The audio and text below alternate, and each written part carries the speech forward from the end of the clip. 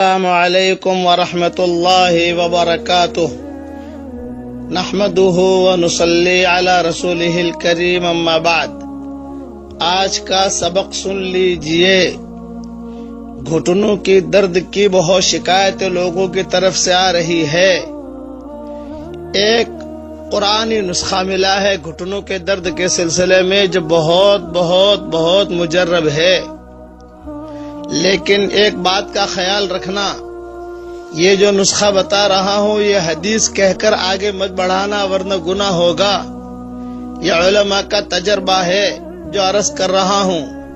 اب دھیان سے سنیے، 3 مرتبہ درود شریف پڑھ لیجئے، اور ایک آیت پڑھ رہا ہوں، وہ آیت 13 مرتبہ پڑھنی ہے۔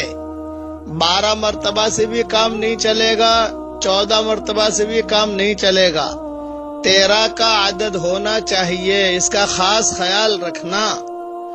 اور وہ وَبِالْحَقِّ أَنزَلْنَاهُ وَبِالْحَقِّ نَزَلَ وَمَا أَرْسَلْنَاكَ إِلَّا مُبَشِّرًا وَنَذِيرًا۔ سورہ بنی اسرائیل میں یہ آیت ہے، آیت نمبر 105، اور یہ پڑھ کر دونوں گھٹنوں پر دم کر دینا ہے، یعنی 26 مرتبہ یہ آیت نہیں پڑھنی بلکہ 13 مرتبہ پڑھنی ہے۔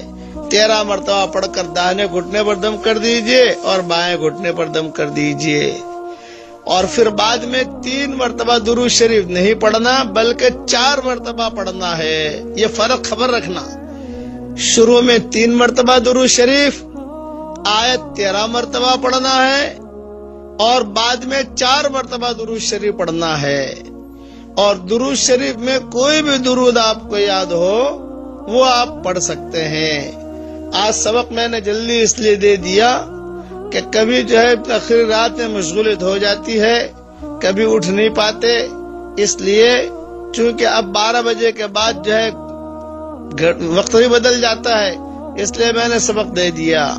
اللہ تعالی ہم سب کو عمل کرنے کی توفیق عطا فرمائے، اور جس کے گھٹنوں میں تکلیف ہو اللہ تعالی ان سب کے گھٹنوں کی تکلیفوں کو دور فرمائے، اور اللہ جل جلالہ عما نوالہ ہر لائن کی عافیت ہمارے لیے مقدر کرے، اور اللہ عمل کرنے کی توفیق عطا فرمائے۔ درود شریف کا بھی اہتمام کرو، قرآن شریف کی تلاوت کا بھی اہتمام کرو، اللہ تعالیٰ اپنے فضل و کرم سے دین پر چلنے کی توفیق عطا فرمائے۔